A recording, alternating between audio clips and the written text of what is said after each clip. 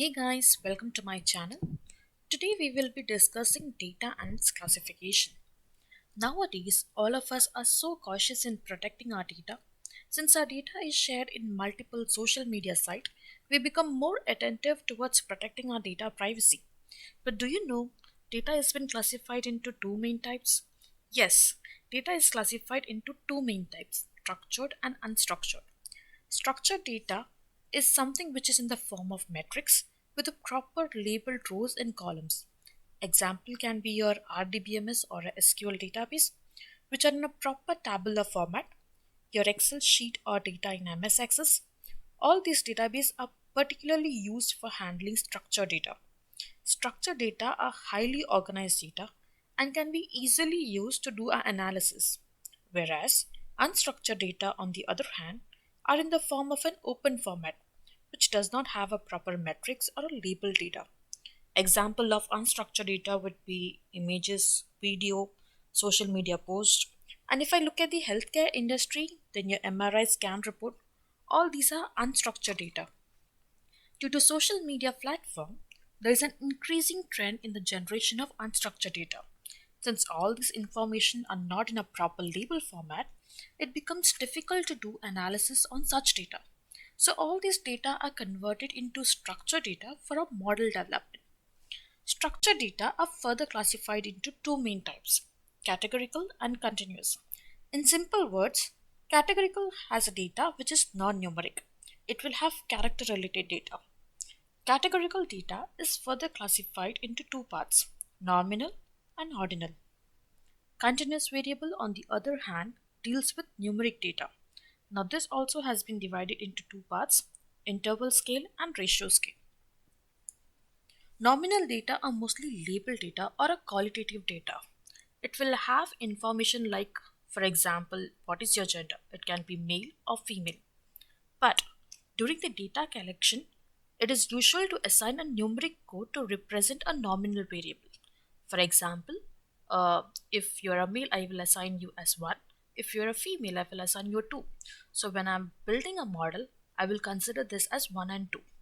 Now, why we are doing this? Because if suppose we are doing a regression method and all these categorical variable are converted into a dummy format, like if suppose I want to know if a tumor is cancerous or not cancerous. Now, cancer and non-cancer are both categorical variable, but while building a model, I will assign them a numeric value, like if it is a cancer then 1, if it is a non-cancer then 0. This will help me to build my model easily. Ordinal scale, as the name suggests, all the information captured will be in an order format. Suppose if I ask you to rate a fairness product, and if I give you the option like first as bad, second as better, third as good, and fourth as excellent. Now, if you look at the options are in a proper order format from bad to excellent. So this type of information comes under ordinal data. Now, ordinal data, it's more like you have the information in a proper ascending or a descending format. Interval scale is a numeric variable. It not only handles the order data, but it also tells you the exact difference between the two values. An example would be your temperature measured in a Celsius scale. So if you want to know if it's better, it example can be like calculating the difference between the two temperature measured under Celsius scale.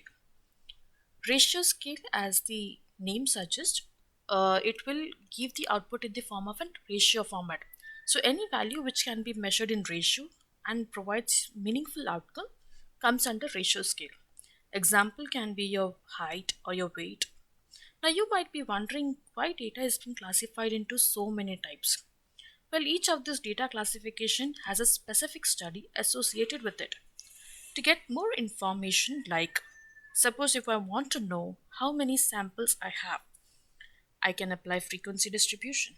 If I want to understand how varied is my data, then I can apply dispersion study. If I want to understand pattern behavior of some groups, I can use clustering technique. If I want to look at trends of my past data, I can apply time series. If I want to make any decision by looking at my past data, Then I can use decision tree and random forest. If I want to predict something by looking at past information, then I can use regression method. I hope you like my video. Please don't forget to like, share and subscribe.